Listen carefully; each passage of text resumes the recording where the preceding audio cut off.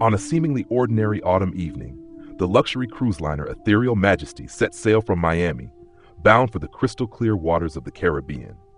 Among its 4,000 passengers were honeymooners, retirees, families, and solo travelers seeking adventure or solace.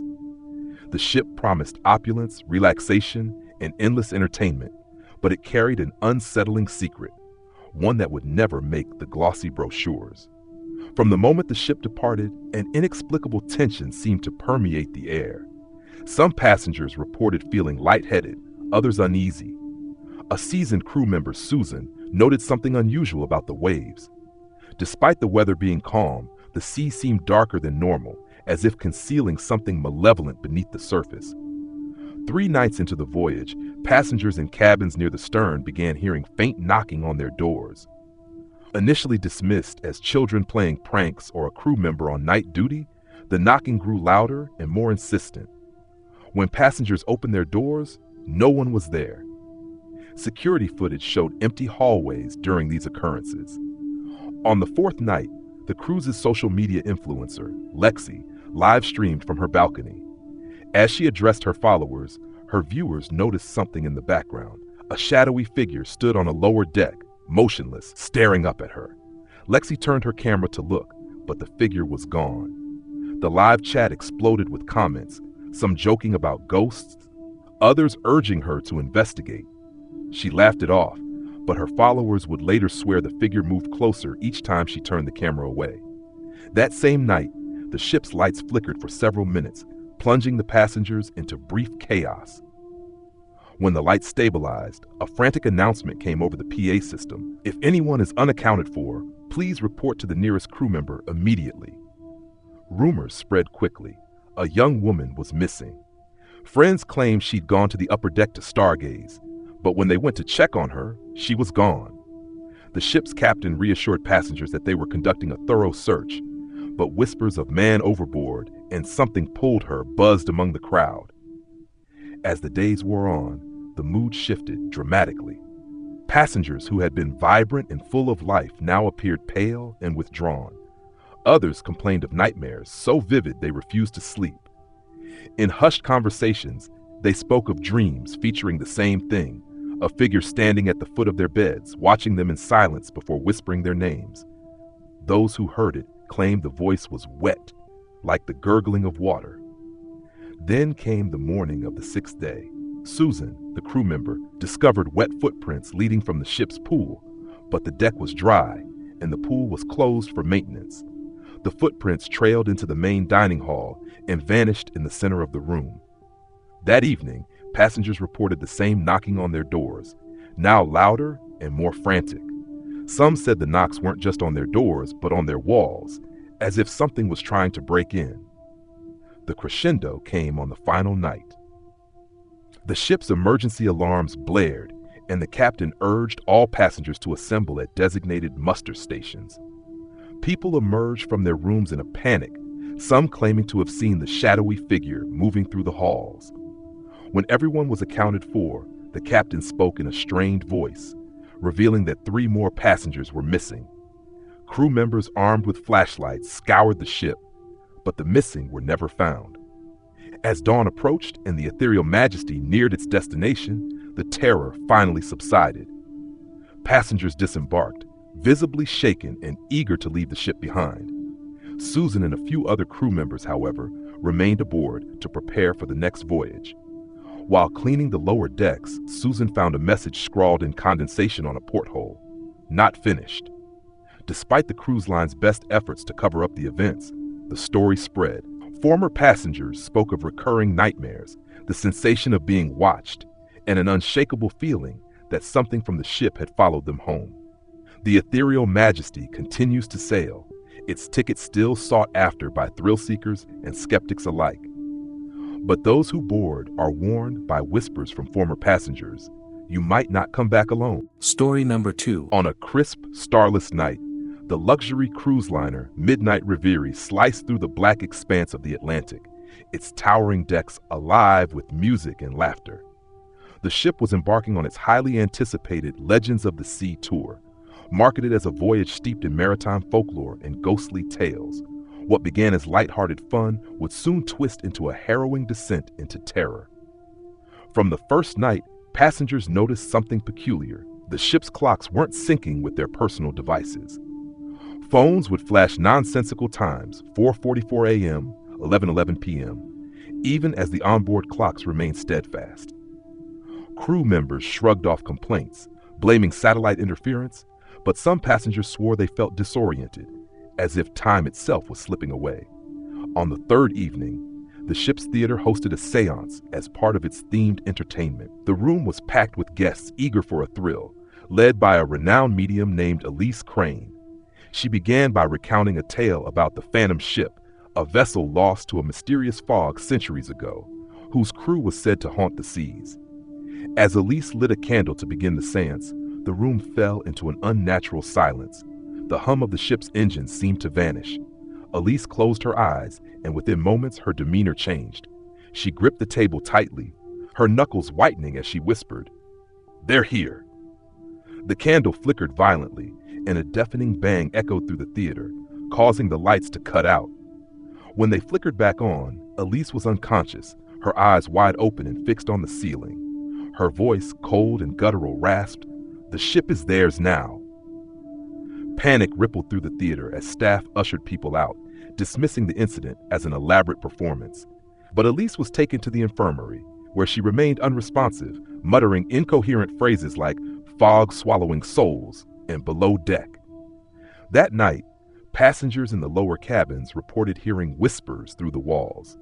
It wasn't unusual to hear muffled sounds from adjoining rooms, but these whispers were distinct, low, wet, and indecipherable. A few brave passengers pressed their ears to the walls and recoiled in terror when they swore they heard voices calling their names. The following day, the ship's crew discovered a lifeboat missing from its secured position. Security footage revealed something unexplainable.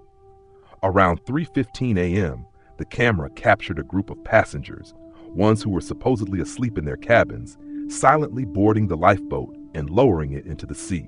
They didn't look panicked or hurried. They moved in eerie unison, staring straight ahead as if in a trance. The lifeboat was never recovered. By the fifth night, the whispers became louder, now heard in almost every cabin and corridor. Some passengers began exhibiting erratic behavior, wandering aimlessly, staring blankly at walls, or speaking to someone who wasn't there.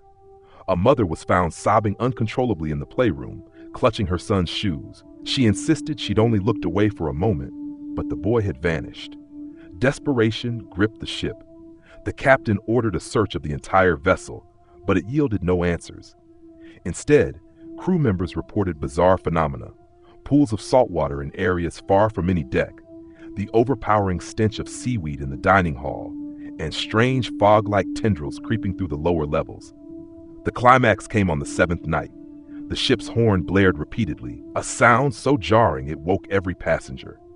Through the portholes, an unearthly fog surrounded the ship, dense and glowing faintly. It wasn't just fog, it moved as if alive, curling and slithering against the hull. The ship's navigational systems failed, and communication with the mainland was severed. The fog seemed to press against the windows, obscuring all views of the outside world. And then the knocking began. Doors across the ship rattled violently. Passengers huddled in their rooms, terrified, as the knocking grew louder and more insistent. Some swore they heard voices behind the knocking, pleading to be let in. One man, overcome with fear, opened his door, and the screams that followed were enough to freeze the blood of everyone on his deck. When crew members reached his room, it was empty, the door swinging open to the fog. As dawn approached, the fog receded as quickly as it had come, revealing nothing but an endless expanse of calm water. The ship limped into port 2 days later, half its passengers and crew missing. Those who disembarked spoke of the fog, the whispers, and the haunting sensation of being watched. The midnight reverie was decommissioned shortly after. Investigations into the disappearances yielded no conclusive evidence, though survivors continued to report nightmares and strange occurrences for years afterward. Some claimed to hear faint knocking on their doors at night or glimpsed shadowy figures in their reflections. To this day, the ship's final log entry remains chilling. The fog took them. Story number 3. The ocean is vast, and its mysteries are even greater. One such mystery was the Vanguard of the Deep, a massive cruise ship designed to showcase the wonders of the world's oceans. Advertised as the ultimate luxury cruise, its itinerary promised exotic ports, gourmet dining, and, most enticing of all, an expedition through uncharted waters. However, what was meant to be a leisurely voyage quickly turned into a nightmare. From the very first night, something felt off. The passengers were a mix of thrill-seekers, honeymooners, and wealthy travelers seeking an escape, yet there was a palpable tension in the air. Crew members whispered about an old tradition, a strange ritual that was only half-jokingly mentioned to new passengers. It was a story that had followed the Vanguard of the Deep for years, whispered under hushed breaths. The ship, they said, was cursed, carrying the souls of those lost in the waters that had swallowed the ship's previous incarnations. But most of the passengers laughed it off as superstition. The first sign of something wrong came on the third night. In the early hours, a blood-curdling scream echoed through the upper decks, followed by an eerie silence. When the crew arrived at the scene, they found the woman who had screamed, an affluent solo traveler, standing motionless by the ship's railing. Her eyes were wide, unblinking, and filled with terror, but her lips were sealed in a grotesque smile. She could barely speak, only muttering one phrase over and over, "It's down there!" When they attempted to escort her to the infirmary, she broke free, lunging toward the railing as if to throw herself into the sea. She was restrained just in time, but later that evening she was found in her cabin, gone, vanished into thin air. There was no sign of struggle, no evidence of how she could have disappeared from a locked room. Only a faint, salty mist clung to her sheets. As the days passed, things grew worse. A young couple celebrating their engagement began to hear strange noises from their cabin, deep, guttural sounds that seemed to come from beneath the floorboards. The sounds were like moaning, low and mournful. Initially, they thought it was the ship's engines, but when they investigated, they discovered a hidden compartment in the floor of the cabin. Inside was nothing but water, and it was rapidly filling up, despite the fact that the area was dry just hours before. They reported it to the crew, but by the time a maintenance crew arrived, the water had vanished as mysteriously as it had appeared. The ship's captain, an experienced sailor named Captain McAllister, knew the waters they were traveling through were treacherous, but he had never seen anything like what was happening. On the fifth night, during a dinner service, the power went out completely, plunging the entire ship into darkness. The ship's emergency lights flickered to life only moments later, but something had changed. In the dining hall, guests and staff alike were frozen in fear. The air was thick with a salty stench, and there, standing at the far end of the room, was a figure, tall, gaunt, with dark, empty eyes. Its features were obscured by the shadows, but it was unmistakable. It was dressed in what looked like an old, decaying naval uniform, though it had clearly not been worn in decades, perhaps longer. It slowly walked toward the frightened guests, its footsteps leaving no marks on the floor. A few brave souls tried to approach the figure, but when they reached out, their hands passed right through it as if it were made of mist. Panic erupted in the dining hall, and the figure vanished just as suddenly as it had appeared, leaving behind a cold, damp sensation in the air.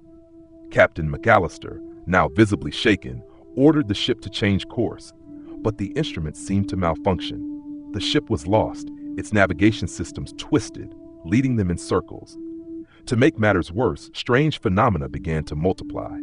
Crew members spoke of figures moving in the shadows, voices whispering through the intercoms, and unsettling cold spots in the hallways. On the seventh night, the worst happened. A sudden storm hit, seemingly out of nowhere, with waves crashing against the ship as if the ocean itself was alive and angry. The storm lasted only for an hour, but during that time, the ship's hull creaked and groaned as if it were under siege. When the storm subsided, a search party was sent to the lower decks to assess any damage, but what they found was worse than they could have imagined. In the crew quarters, they found one of their own, a young deckhand kneeling in the center of the room, muttering incoherently. His skin was pale, his hair matted with what appeared to be salt water, and his eyes were wide, unblinking. He had been missing for hours, yet his body showed no signs of injury. When they asked him what had happened, he stared at them, his voice a hollow rasp. "They're calling us." From the deep, the ones who never came back. The ship limped into port 2 days later, its passengers and crew disoriented and terrified. Many had vanished, including the captain and several key crew members. The vanguard of the deep was abandoned, its name tarnished by the unexplained horrors it had carried. It was eventually sold and refitted, but strange occurrences continued to follow the ship. Crew members refused to stay aboard overnight, and passengers who had once sailed on it were haunted by dreams of the sea, of a deep, endless ocean that called to them, promising to take them below. The ship was never truly forgotten. As it sailed again under a new name, some passengers swore they could hear the faint sound of whispering voices in the night. Others said they felt something pulling them toward the water, something cold and familiar, like the embrace of the ocean itself. And every time it set sail, one question lingered in the minds of those who boarded. What happened to the passengers who disappeared?